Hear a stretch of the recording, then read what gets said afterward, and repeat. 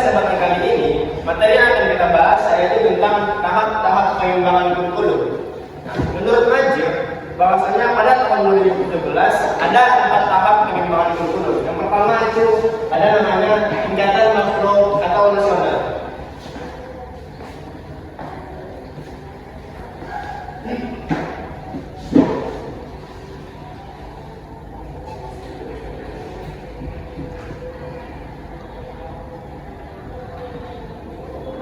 Baik, kurikulum yang dibahas dalam tingkatan nasional ini ada namanya Tri Pusat Pendidikan.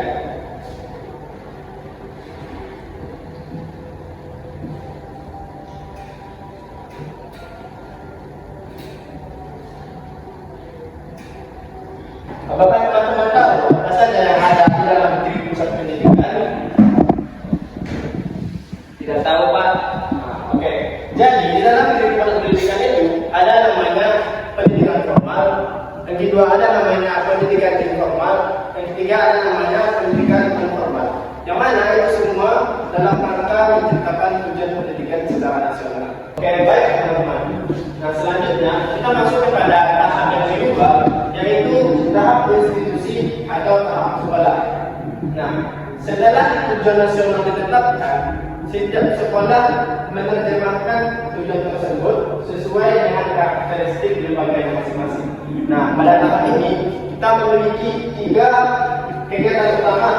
Yang pertama yaitu merumuskan tujuan sekolah atau standar kompetensi kelulusan. Yang kedua yaitu institusi atau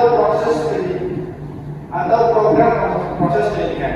Nah, serta menentukan strategi pelaksanaan kurikulum secara keseluruhan. Nah, misalnya sekolah berbasis Islam, bisa saja dalam sekolah tersebut melakukan kegiatan seperti tahfiz Al-Quran atau pembentukan karakter yang lebih intensif. Nah, sedangkan sekolah keseluruhan, dalam sekolah tersebut lebih menekankan pada keterampilan masing-masing peserta didik. Nah, jadi artinya meskipun mengacu kepada tujuan nasional yang sama, setiap sekolah itu pasti memiliki ciri khasnya masing-masing. Ya, ibaratnya di dalam kelas itu memiliki banyak mahasiswa. Seorang guru tidak bisa mengamalkan seluruh siswa tersebut karena setiap siswa itu memiliki pemahaman yang berbeda-beda, dari latar belakang yang berbeda-beda. Nah, jadi itulah, walaupun mengacu pada tujuan nasional yang sama, setiap sekolah itu memiliki ciri khasnya yang berbeda-beda. Oke, baik teman-teman. Pada poin selanjutnya kita masuk kepada poin tingkatan mata pelajaran. Nah, kurikulum mulai dijabarkan menjadi bentuk yang lebih spesifik, yaitu dalam bentuk silabus mata pelajaran. Guru dan tim pengembang kurikulum menyusun kompetensi yang akan dicapai oleh peserta didik. Nah, sebagai contohnya yaitu dalam materi pendidikan agama Islam. Nah, terdapat kompetensi apa yang harus dicapai oleh peserta didik seperti kompetensi ibadah, kompetensi akhlak, dan kemudian kompetensi akidah. Guru menyusun metode apa yang akan digunakannya, materi apa yang akan diajarkannya, serta sumber daya apa yang akan dipakai. Nah, sebagai dalam pengalaman saya sendiri, bahwasanya ketika kita memulai dalam dunia perkuliahan, bahwasanya pada pertemuan pertama itu kita dilakukan yang namanya kontrak kuliah. Nah, ketika dalam kontrak kuliah tersebut dibahaslah di situ suatu rancangan yang akan kita capai dalam satu semester tersebut. Nah, seorang guru membagi seluruh siswa itu menjadi beberapa kelompok. Nah, setelah membagi beberapa kelompok, kemudian guru memberikan silabus yang mana di dalam silabus tersebut terdapat materi-materi yang akan dicapai, yang akan dikerjakan oleh setiap kelompok tersebut. Nah, dengan begitu proses pembelajaran tersebut menjadi lebih terencana dan lebih kompleks dilaksanakan di dalam kelas. Nah, selanjutnya kita masuk kepada tingkatan pembelajaran di kelas. Nah, tingkatan pembelajaran di kelas ini merupakan tingkatan yang lebih dekat dengan peserta didik karena langsung berkaitan dengan proses belajar mengajar. Nah, di sini guru awal-awalnya itu menyusun yang namanya modul bahan ajar, rencana pembelajaran atau disebut dengan RPP. Nah, disinilah guru sebagai pelaksana utama di dalam kurikulum. Jadi, sebagus apapun kurikulum yang dirancang, jika pelaksanaannya di kelas kurang baik, maka tujuan pendidikan itu tidak akan tercapai. Jadi, disinilah dituntut bahwasanya kurikulum itu dirancang dengan sebaik-baiknya, dan juga kompetensi guru juga harus memadai agar semua rancangan yang ada di dalam kurikulum itu dapat tercapai dengan baik. Sebagai contohnya, jadi itu kita bandingkan dengan orang yang memiliki tujuan hidup dan dengan orang yang tidak memiliki tujuan hidup. Nah, orang yang memiliki tujuan hidup ini biasanya hidupnya itu menjadi lebih terarah dan terstruktur. Karena kenapa? Mulai dari dia bangun pagi itu, dia sudah merancang, dia sudah menulis apa-apa yang akan dia lakukan. Misalnya dari dia bangun pagi, dia sholat subuh, habis sholat subuh dia mengaji, habis itu dia mandi, dia mempersiapkan dirinya bahwasannya dia akan melaksanakan pekerjaan hari ini. Nah, tugas-tugas yang ada sebelumnya itu dia kerjakan. Nah, kemudian selanjutnya apa yang akan dia lakukan di siang hari itu sudah ada, gitu, sudah terstruktur, sudah ada apa yang akan dia lakukan. Nah, selanjutnya di sore harinya itu apa yang akan dia lakukan, entah itu dia nanti melaksanakan olahraga dengan teman-temannya, menjadi kehidupan yang lebih sehat. Dan kemudian di waktu malam, nah di waktu malam ini dia tidak melakukan kegiatan terlalu banyak karena dia tahu bahwasanya malam itu adalah waktu yang cocok untuk melakukan istirahat, agar keesokan harinya dia bisa menjadi lebih mempersiapkan dirinya untuk kegiatan-kegiatan yang akan dia laksanakan. Nah, berbeda dengan orang yang tidak memiliki tujuan hidup. Nah, orang yang tidak memiliki tujuan hidup, dia itu tidak terarah dan tidak terencana, karena sebelumnya itu dia tidak memikirkan apa yang akan dia lakukan. Nah, jadi dia itu kayak mengikut-ikut aja gitu, apa yang dia suruh dia mau, apa yang baik, mungkin dia tidak tahu apa yang baik, apa yang buruk bagi dia.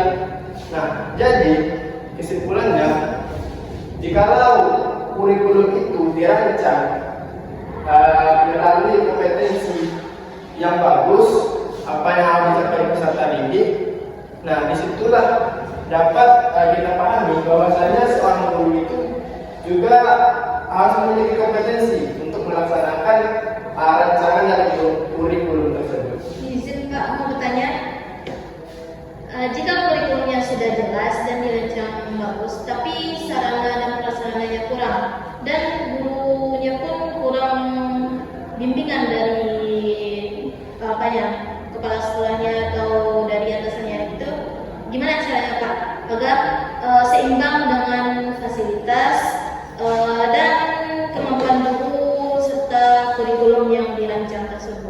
Oke, baik. Terima kasih dari Indah.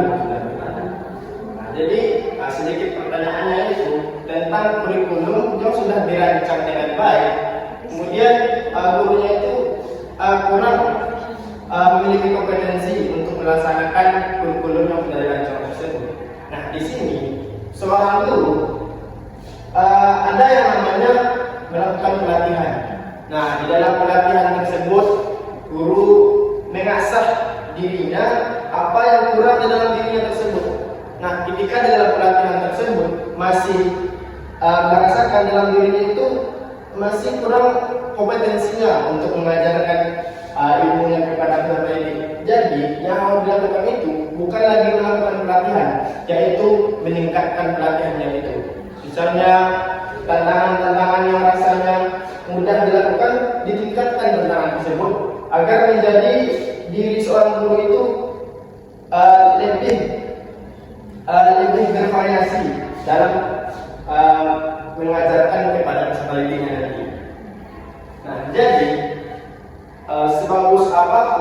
kurikulum dirancang, jikalau pelaksana utamanya itu, yaitu seorang guru, tidak dapat melaksanakannya, proses pembelajarannya di dalam kelas, maka tujuan pembelajaran tersebut tidak akan tercapai dengan sebaik-baiknya.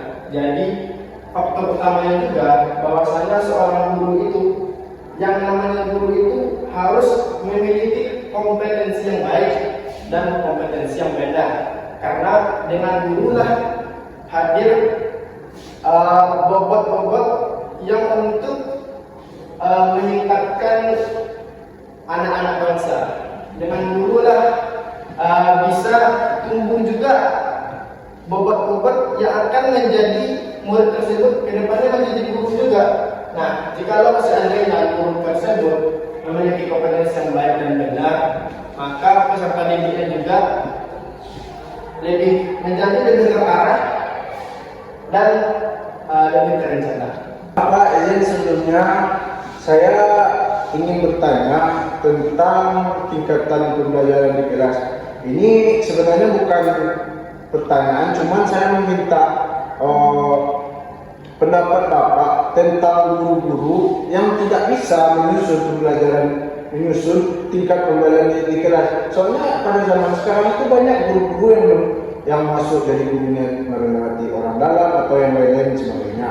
Jadi jikalau guru tersebut tidak atau kurang mempunyai kemampuan dalam tingkatan meningkatkan pembelajaran di kelas, seperti dia tidak bisa menyusun ini itu atau yang seperti Bapak jelaskan tadi. Mungkin sekian, saya minta penerangannya dari Bapak. Baik, terima kasih saudara. Ini berkaitan tentang tingkatan pembelajaran di kelas. Nah, seorang guru itu tidak hanya sebatas bahwasanya dia menjadi guru, oh berarti dia bisa mengajarkan di balik kelas, bisa mengajarkan peserta didik. Nah, itu tidak berhenti di situ saja. Bahwasanya seorang guru itu dituntut dia itu bisa menyusun modul, menyusun bahan ajar, materi pelajaran apa yang akan dia ajarkan di kelas, misalnya tentang pendidikan agama Islam. Nah, tidak mungkin dia materi tentang pendidikan agama Islam yang diajarkan IPA, IPA, IPS. Nah, itu secara total. Nah, seorang guru harus bisa memiliki kompetensi untuk tersebut. Nah, entah itu nanti membuat modul, bahan ajar, agar proses pembelajaran di kelas itu menjadi lebih terencana. Nah, itu semua tidak hanya sebatas itu. Ada yang namanya pelatihan. Nah, disinilah guru melakukan pelatihan agar kompetensi guru tersebut bisa menjadi lebih meningkat. Entah itu nanti dia diusahakan dalam membuat modul, dalam pelatihan tersebut diajarkan bagaimana cara membuat modul yang baik dan benar, bagaimana membuat bahan ajar yang baik dan benar.